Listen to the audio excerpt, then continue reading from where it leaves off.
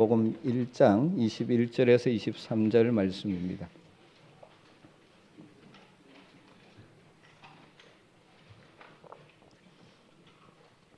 마태복음 1장 21절에서 23절.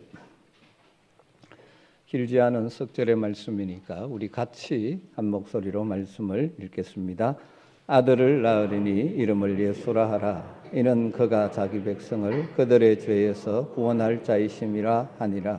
이 모든 일이 된 것은 주께서 선지자로 하신 말씀을 이루려 하심이니 이르시되 보라 처녀가 잉태하여 아들을 낳을 것이요 그의 이름은 임마누엘이라 하리라 하셨으니 이를 번역한즉 하나님이 우리와 함께 계시다 함이라. 아멘. 오늘은 2022년 성탄절이자 한 해를 마무리하는 마지막 주일입니다. 한 해를 마무리하는 이 주일에 저는 먼저 알란 레드 파스 목사님의 말을 소개하면서 설교를 시작하려고 합니다. 이런 말을 남겼습니다. 영혼을 구원받는 일과 인생을 허비하는 일이 모두 가능할 수 있다.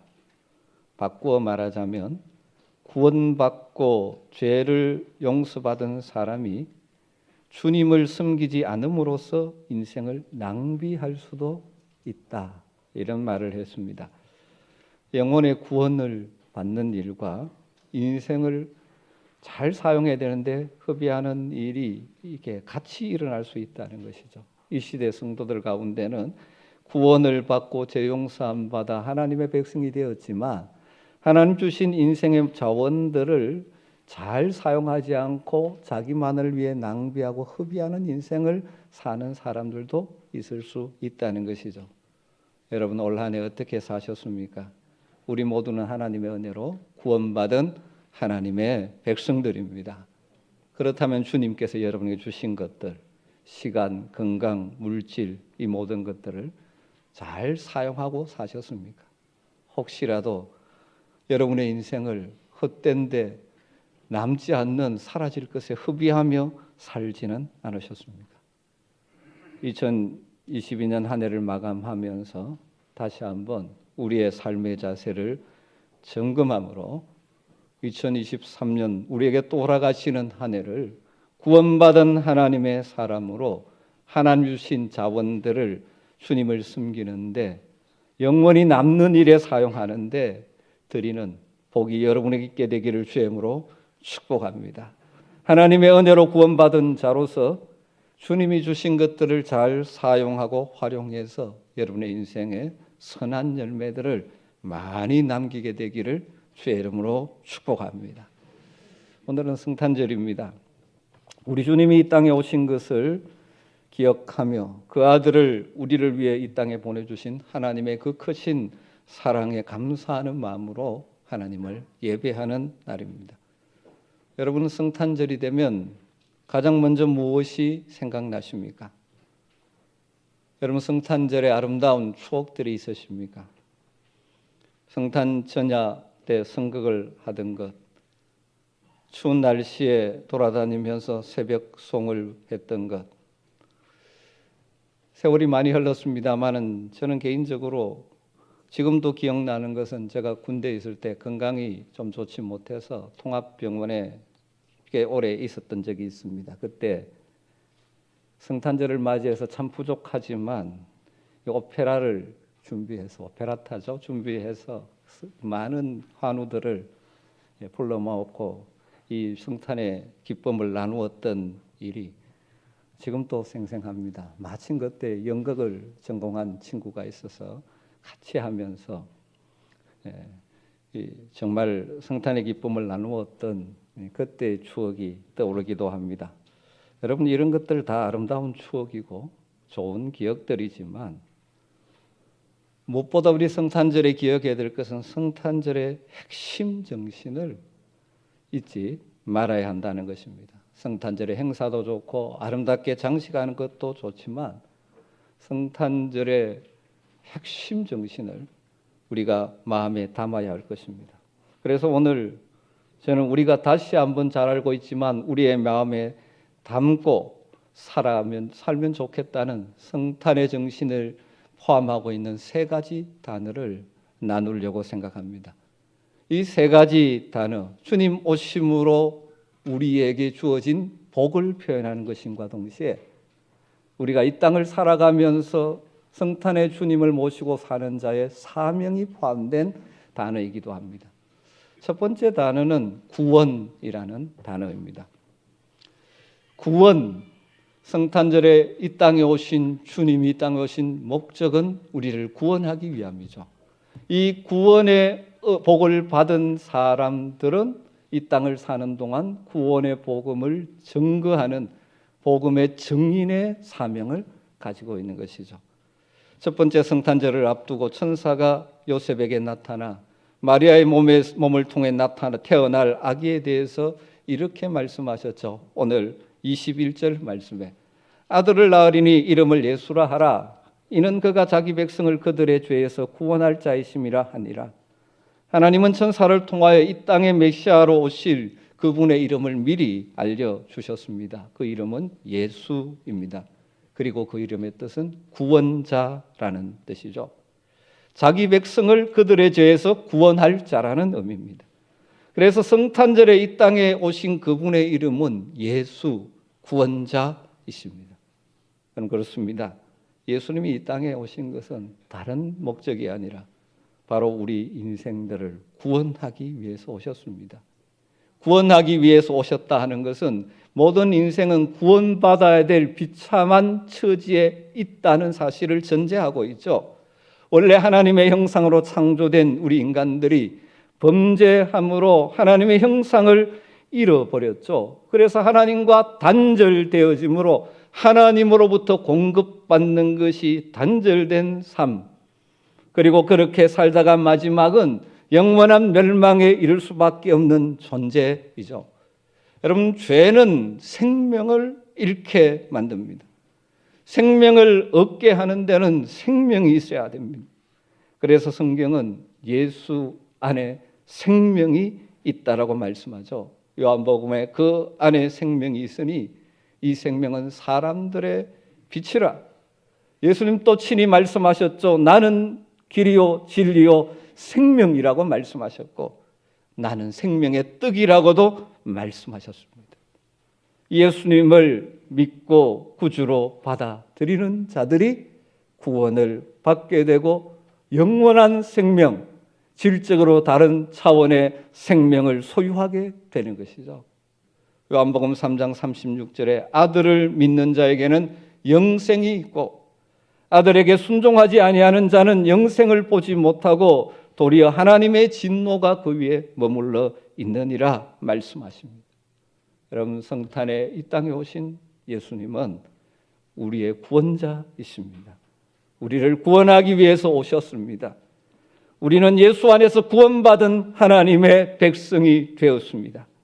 이것이 예수님이 이 땅에 인간의 몸을 입고 오심으로 우리에게 주어진 가장 근본적이고 핵심적인 복인 것입니다. 그러기에 성탄절에 우리가 무엇보다도 다시 가슴에 담아야 될 것은 주님이 이 땅에 우리의 구원을 위해 오셨다는 것이고, 그래서 우리가 바로 구원받은 하나님의 백성이 되었고 이 땅의 생명으로 끝나는 존재가 아니라 하늘의 차원이 다른 삶을 살게 되어지는 영생을 선물로 받은 자들이라는 사실을 확신하면서 감사로 찬송으로 하나님을 높여드리는 날이 되기를 주의 이름으로 축복합니다. 이 구원의 복을 받은 우리에게는 또한 사명이 있죠. 아직까지도 예수 그리스도, 구원자 예수 그리스도를 알지 못하고 만나지 못한 자들에게 복된 소식을 전해야 하는 것입니다. 예수님께서 마지막 떠나시기 전에 제자들에게 마가복음 16장 15절에 이렇게 말씀하셨죠. 또 이르시되 너희는 온 천하에 다니며 만민에게 복음을 전파하라. 여러분, 성탄절은 구원자로 오신 예수 그리스도, 그분을 내가 믿음으로 말미암아 구원받은 하나님의 백성이 되었음에 다시 한번 감사하며 이 복된 소식을 할 수 있으면 우리 주변 사람들에게 나누며 절하며 살겠다는 결단이 있어야 되는 날인 것입니다. 성탄절에 꼭 기억했으면 좋을 두 번째 단어는 임마누엘이라는 단어입니다. 하나님이 우리와 함께 하신다. 임마누엘의 복이 성탄의 주님을 통하여 우리에게 주어진 복이죠. 임마누엘의 복을 받은 자들의 사명은 무엇이겠습니까? 그 주님과 동행하며 삶의 현장에서 사는 것입니다. 오늘 23절 말씀에 보라 처녀가 잉태하여 아들을 낳을 것이요 그의 이름은 임마누엘이라 하리라 하셨으니 이를 번역한즉 하나님이 우리와 함께 계시다 함이라. 임마누엘. 이것은 예수님이 이 땅에 오셨을 때 주셨던 또 다른 이름이죠. 이 임마누엘이라는 이름은 예수님의 사명을 표현해 주는 이름이기도 합니다. 예수님은 우리와 함께 하시려고 이 땅에 오신 하나님이십니다. 영이신 하나님, 그래서 보이지 않는 하나님이 우리 인생과 함께 하심을 보여주기 위해서 인간의 몸을 입고 오신 것이죠. 우리 성도들에게 이 건강한 균형 있는 신앙으로 살기 위해서는 중요한 네 가지 핵심적인 신앙이 있어야 한다고 말합니다. 첫 번째는 하나님이 세상 모든 것을 창조하셨다는 창조 신앙이 있어야 합니다. 두 번째는 십자가와 부활을 믿는 구원의 신앙입니다. 그리고 세 번째는 하나님이 우리와 함께 하신다는 임마누엘의 신앙이고요. 네 번째는 우리 주님 다시 오셔서 심판하신다는 것을 믿는 재림 신앙입니다. 그 가운데 이 임마누엘은 현재 하나님이 존재를 의식하는 믿음이 임마누엘 신앙이죠. 성탄절은 하나님의 아들이 인간의 몸을 입고 이 땅에 오신 날입니다. 하나님이신 그분이 성육신하셔서 우리와 함께 하신 임마누엘의 사건이 이루어진 날이죠. 여러분, 죄의 특징은 분리입니다. 범죄한 인생들이 하나님과 분리되어서 하나님으로부터 오는 모든 복과 자원으로부터 단절된 삶을 살게 되었죠. 범죄한 아담 하와가 에덴 동산에 쫓겨남으로 하나님과의 분리가 일어났고, 그런 그들의 삶 가운데 그 다음 무슨 분리가 일어납니까? 형제간에 서로 죽이는 분리가 일어나죠. 하나님과 분리된 인생이 제한된 자원만 가지고 살다 보니 그것 가지고 서로 다투고 갈등하고 거기에 따른 온갖 질병과 고통, 결핍을 경험하며 살 수밖에 없는 것이 삶의 현장이 되어 있지 않습니까? 이 문제를 해결하기 위해서 하나님이신 우리 주님이 우리 가운데 오신 것이죠. 가장 근본적으로 하나님과 우리 사이에 막힌 죄의 담을 그가 십자가에서 허시고 우리로 하여금 하나님의 은혜의 보좌 앞에 담대히 나가서 하나님과 교제하며 하나님의 자원을 공급받아 하나님의 지혜와 능력을 덧입어 이 땅을 살아갈 수 있는 길을 여셨죠. 그리고 우리와 함께 하시기를 원하십니다. 그래서 그분이 바로 임마누엘로 이 땅에 오신 것이죠. 우리와 함께 하시며 우리를 도우시고 인도하시고 보호하시기 위해서 이 땅에 오신 것입니다. 우리와 함께 하시는 이 임마누엘이 언제까지 계속되어집니까? 마태복음 28장 20절에 이렇게 말씀하죠. 볼지어다 내가 세상 끝날까지 너희와 항상 함께 있으리라 하시니라. 할렐루야. 여러분, 한번 임마누엘은 영원한 임마누엘인 줄 믿습니다. 우리 주님 세상 끝날까지 우리와 함께 하신다고 약속하셨습니다.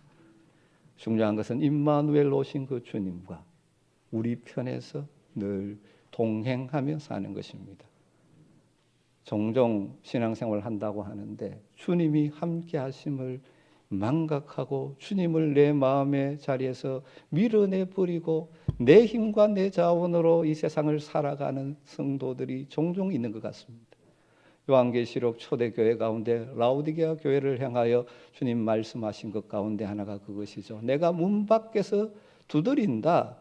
너희가 열면 내가 들어가서 너와 먹고 마시겠다 말씀하셨습니다. 불신자들에게 하신 말씀 아닙니다. 믿는다고 하는데 실제로는 어떻게 살고 있습니까? 임마누엘의 주님과 동행하지 않아요. 안타깝게 주님은 함께하기를 원하여 문을 두드리고 계시는 것입니다. 주님과 먹고 마시며 주님이 주시는 위로와 주님이 주시는 힘과 지혜를 가지고 세상을 이기며 살아가야 할 텐데 주님 없이도 나는 살 수 있다라고 착각하는 그런 삶을 사는 것이죠. 성탄의 임마누엘로 오신 주님, 우리와 영원히 함께 하실 것입니다. 그런데 중요한 것은 우리 편에 그 임마누엘의 주님을 믿는 자들의 삶은 무엇일까요? 늘 그분을 내 마음의 중심에 모셔야 돼요. 내가 내 인생의 왕이 되어 내 욕망대로 살아가는 것이 아니라 임마누엘 그 주님을 내 마음의 중심에 모시고 주님과 함께 걷는, 주님과 동행하는 그런 삶이 임마누엘 오신 주님, 그 복을 누린 자의 사명이요 복인 것입니다. 여러분, 때를 따라 돕는 은혜를 얻기 위하여 은혜 보좌 앞에 나와 우리와 함께 하시는 주님과 늘 교제하시고 대화하시고 그분의 마음과 뜻이 무엇인지에 귀를 기울이시고 그 주님과 손잡고 걸어가는 임마누엘의 생애가 되시기를 주의 이름으로 축복합니다. 풍파 많고 문제 많은 인생의 여정을 걸어가지만 우리와 영원히 함께하기 위해서 오신 임마누엘 주님, 그분 손 붙들고 한 걸음 한 걸음 여러분의 인생의 여정을 채워가시기를 주의 이름으로 축복합니다. 성탄절에 기억하면 꼭 기억해야 될 세 번째 단어는 평화, 평강입니다. 이 땅에 오신 주님이 오신 목적이 무엇입니까? 평화와 평강을 주시기 위해 오셨습니다. 그 평화의 평강의 복을 받은 자들의 사명은 무엇일까요? 삶의 자리에서 화평하게 하는 자로 살아가야 하는 것이죠. 성탄절은 이 땅에 참된 평화를 주시기 위해서 우리 주님 오신 날이죠.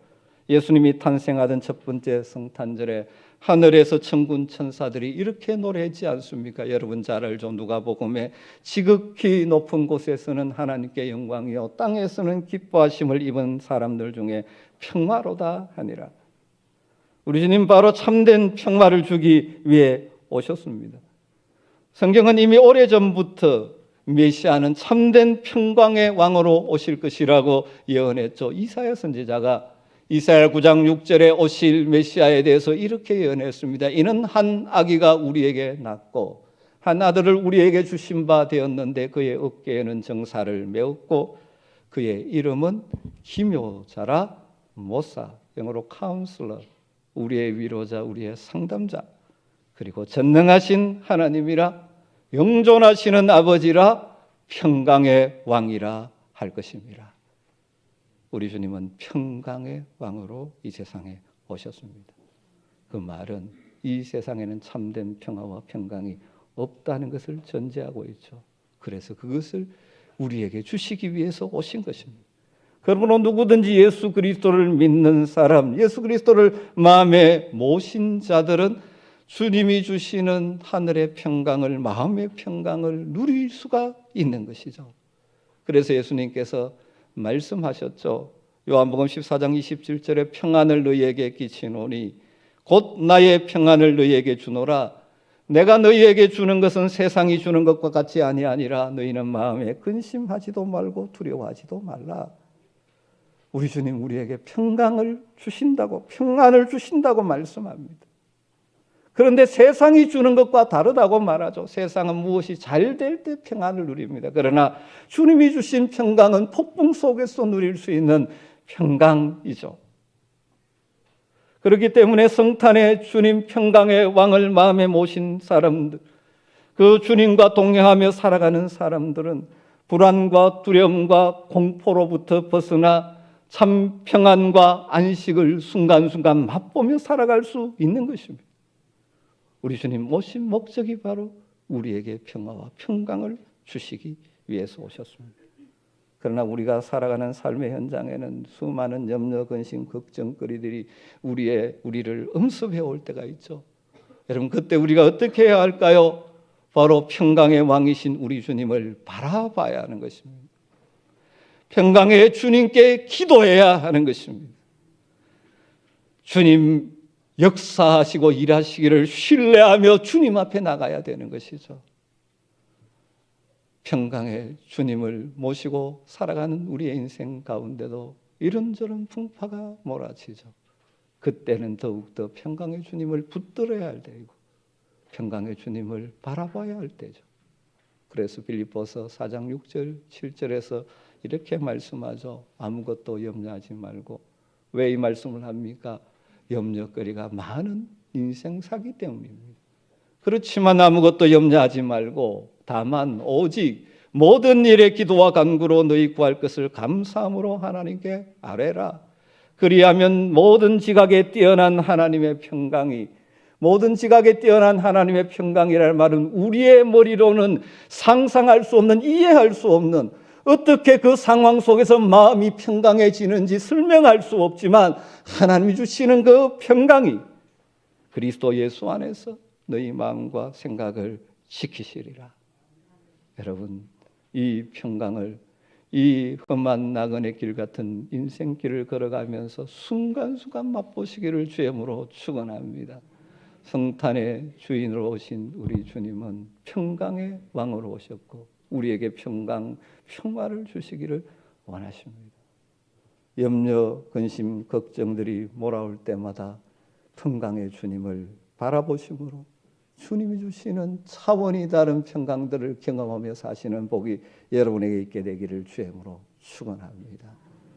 이 평강의 왕으로 오신 성탄의 주님을 마음에 모신 자들은 이 복을 누림과 동시에 해야 될 사명이 있죠. 그것은 무엇입니까? 주님의 평강의 도구가 되는 것입니다. 화평하게 하고 화목하게 하는 삶을 사는 것이죠. 에베소서 2장 14절에 보면 그는 화평이신지라 둘로 하나를 만드사 원수된 것 곧 중간에 막힌 담을 자기 육체로 허시고, 또 16절에 또 십자가로 이 둘을 한 몸으로 하나님과 화목하게 하려 하심이라. 원수된 것을 십자가로 소멸하시고, 예수님은 하나님과 우리 사이에 막힌 담을 허시고 인간과 인간 사이에 큰 골을 연결하는 다리 역할을 하시려고 이 땅에 오셨습니다. 하나님과 평화한 우리들은 하나님과 막힌 담이 없이 흘러주신 그 은혜를 의지하여 하나님 앞에 나아가 하나님이 공급하시는 은혜를 누리며 살 뿐만 아니라 우리 주변 사람들과 사이에 쌓아놓은 막힌 담을 헐고 평화를 만들어가는 다리를 놓는 삶을 살아가야 하는 것이죠. 그래서 예수님께서 산상설 수훈에서 말씀하셨죠. 팔복을 말씀하시면서 화평케 하는 자가 복이 있는 그들이 하나님의 아들이라 일컬음을 받을 것이라고 말씀하셨습니다. 타락한 본성을 가지고 있는 인간들은 서로 담 쌓기를 좋아합니다. 나누고 가르기를 좋아합니다. 그런 세상 가운데 우리 평강의 주님을 모신 자들은 화평케 하는 자, 다리를 놓는 자로 살아가야 하는 것입니다. 여러분, 우리 주변을 보십시오. 전부 담 쌓고 가르기로 가득 차 있지 않습니까? 너하고 내하고 생각이 다르니까 담을 쌓고, 서로 이익이 충돌하니까 담을 쌓고. 그래서 어떤 시인이 이런 말을 남겼습니다. 현대인들은 담을 쌓는 일은 쉽게 하지만 다리를 놓는 일은 좀처럼 하지 않는다. 그런 말을 했습니다. 그런 것 같습니다. 담은 정말 잘 쌓습니다. 차이를 어떻게 발견하는지 그것 가지고 서로 담을 가르고 살아요. 근데 정작 해야 될 다리 놓는 일들을 잘 못해요. 여러분, 우리 성도들은 여러분이 있는 어느 곳에서든지 담을 쌓는 자들이 아니라 다리를 놓는 자로 사시기를 주님으로 축복합니다. 그래서 여러분이 있는 그곳이 화평한 평강이 임하는, 그래서 하나님의 나라가 임하는 자리로 만드시기를 바랍니다. 평강의 왕으로 오신 주님을 묵상하는 이 성탄절에 우리에게 주시는 도전은 우리가 쌓아놓은 담들을 허물고 새로운 단위를 놓는 하나님의 사람이 되라는 메시지가 담겨 있지 않습니까? 다시금 이 성탄 예배를 드리며 평강의 왕으로 오신 주님을 여러분 마음의 주인으로 모시기를 주임으로 축복합니다. 내가 주인 된 것이 아니라 평강의 왕이 주인 되셔서 우리의 마음과 생각과 내 삶의 현장을 다스려 주시는 복이 여러분이 있게 되기를 주임으로 축복합니다. 그리고 깨어진 관계를 회복하는 화평케 하는 자로 살아가기를 결단하는 은혜가 있기를 주임으로 축복합니다. 성탄절은 큰 기쁨의 좋은 소식이 우리에게 전해진 날이죠. 성탄의 사건으로 우리에게 주어진 놀라운 복, 오늘 세 가지를 말씀드렸습니다. 무엇입니까? 우리를 죄악에서 구원하신 구원의 복, 하나님이신 그분이 우리와 함께 하시는 임마누엘의 복, 하나님과 막혔던 죄의 장벽이 깨어지고 하나님과 친밀하게 교제할 수 있게 해주신 평강의 복, 평화의 복. 오늘 이 예배에 참석하신 성도 여러분 한 분도 빠짐없이 이 성탄절의 세 가지 복을 받아 누리고 누리는 여러분 되시기를 주임으로 축원합니다. 이 복과 함께 우리에게는 사명이 있습니다. 구원의 복을 누린 우리들은 어떤 사명이 있습니까? 구원의 복음을 전하는 복음의 증인으로 살아가야 하겠죠. 임마누엘 되신 주님 내 마음에 모시고 그 주님과 같이 걷고 동행하고, 그래서 주님 평강의 왕으로 오신 주님으로 인한 평강을 맛보고 누릴 뿐만 아니라 분열과 갈등으로 가득 찬 이 땅에 화평하게 하는 자, 다리를 놓는 자들로 살아가시기를 주임으로 축원합니다. 이런 은혜가 우리 모두에게 있게 되기를 소망합니다. 기도하겠습니다. 하나님 감사합니다. 오늘 복된 성탄 주일을 보내면서 성탄의 주인으로 오신 주님을 다시 한번 깊이 묵상합니다. 우리에게 주어진 놀라운 구원의 복에 감사 감격하고 임마누엘의 복을 누리며 살며, 그리고 주님 평강의 왕으로 오셨기에 그 주님을 바라봄으로 평강을 누리는 복이 있게 하여 주시옵소서. 그리고 복음의 증인으로 주님과 동행하며 주님이 주시는 평강을 순간순간 맛보며 화평하게 하는 자로 살아서 우리가 있는 그 자리가 하나님의 다스림이 임하는 복이 있게 하여 주시옵소서. 우리 성도들의 가정에 평강이 있게 하여 주시옵소서. 일터에 평강이 있게 하여 주시옵소서. 예수님의 이름으로 기도드리옵나이다.